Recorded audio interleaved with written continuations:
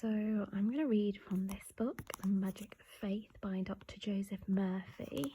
And I'm going to be reading from the chapter, Changing the Feeling of I. If you say I to everything you think, feel, say or imagine, you cannot transform your emotional life. Remember, all kinds of thoughts can enter your mind. All kinds of emotions may enter your heart. If you say I to all negative thoughts, you are identifying yourself with them, and you cannot separate internally from them. You can refuse to attach I to negative emotions and thoughts. You make it a practice to avoid muddy places as you walk along the road. Likewise, you must avoid walking down the muddy roads of your mind where fear, resentment, hostility and ill will lurk and move. Refuse to listen to negative remarks. Do not touch the negative moods or let them touch you. Practice inner separation by getting a new feeling about yourself and about what you really are. Begin to realise that the real I in you is the infinite spirit, the infinite one.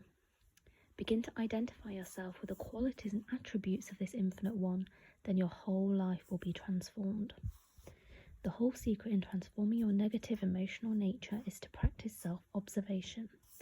To observe and to observe oneself are two different things. When you say you observe, you mean you give your attention to external things.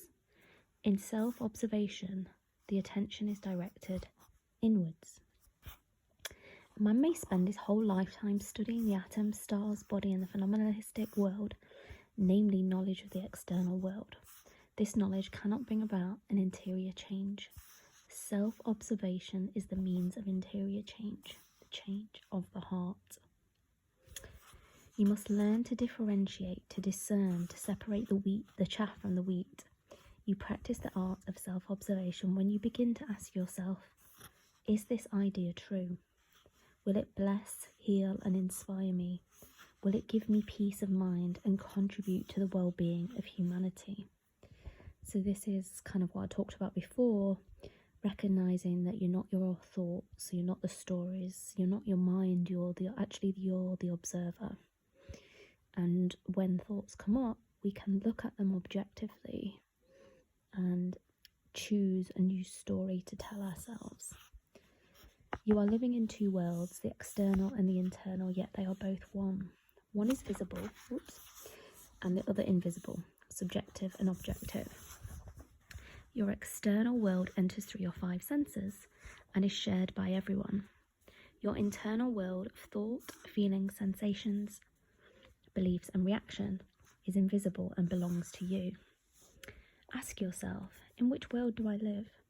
Do I live in the world revealed by my five senses or in this inner world? It is in this inner world you live all the time. This is where you feel and suffer. Because it's not what happens to us, right? It's how we respond to it.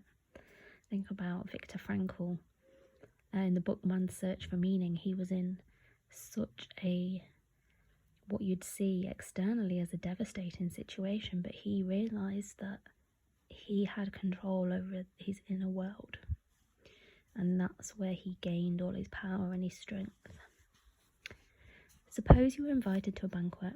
All you see, hear, taste, smell and touch belong to the external world. All that you think, feel, like and dislike belong to the inner world. You attend two banquets recorded differently, namely one the outer and one the inner. It is in your inner world of thought, feeling and emotion which you rise, fall and sway to and fro. And in fact, these two, they're not distinct really, inner and outer. As we've kind of discussed, it's our inner world that once we make this harmonious, the outer begins to reflect. In order to transform yourself, you must begin to change the inner world through the purification of the emotions and the correct ordering of the mind through right thinking. If you want to grow spiritually, you must transform yourself. Transformation means the changing of one thing into another. There are many well-known transformations of matter. Sugar, through a process of distillation, is changed into alcohol. Radium slowly changes into lead, etc. The food you eat is transformed, stage by stage, into all substances necessary for your existence. Your experiences coming in as impressions must be similarly transformed. Suppose you see a person that you love and admire. You receive impressions about him. Suppose, on the other hand, you meet a person you dislike. You receive impressions also. Your husband or daughter sitting on the couch as you read this is what you conceive him or her to be. In other words, impressions are received by your mind. So what he's basically saying here is we're always making stories. We're always making an internal dialogue, and something happening out there objectively is just happening. We're the ones that are making meaning, and we're making assumptions, we're making impressions, we're making stories. And he's basically saying here is to transform your impression is to transform your life, to transform yourself, to change your life, change your reactions to life. Never permit your life to be a series of negative reactions to the impressions that come to you every day. In order to truly observe yourself, you must see that regardless of what happens, your thought and feeling are fixed on this great truth. How is it in God and heaven?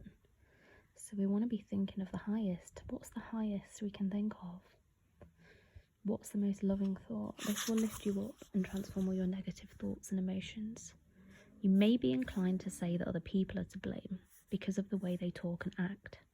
But if what they say or do makes you negative, you are inwardly disturbed, because that's on them, right? This negative state is where you now live, move, and have your being. You cannot afford to be negative. It depletes your vitality, robs you of enthusiasm, and makes you physically and mentally ill. Do you live in the room where you are now, or do you live in your thoughts, feelings, emotions, hopes, and despair? Is it not what you are feeling about your environment now that is real to you? When you say, my name is, etc., what do you mean? Is it not a fact that you are a product of your thinking, plus the customs, traditions, and the influences of those around you as you grew up? You are really the sum total of your beliefs, opinions. And it's basically saying that even though this is how we are brought up, all these external influences, we now can transform by going back to the source and changing the feeling of I, and knowing that who you are is that spirit, that ever-changing, indwelling, perfect being.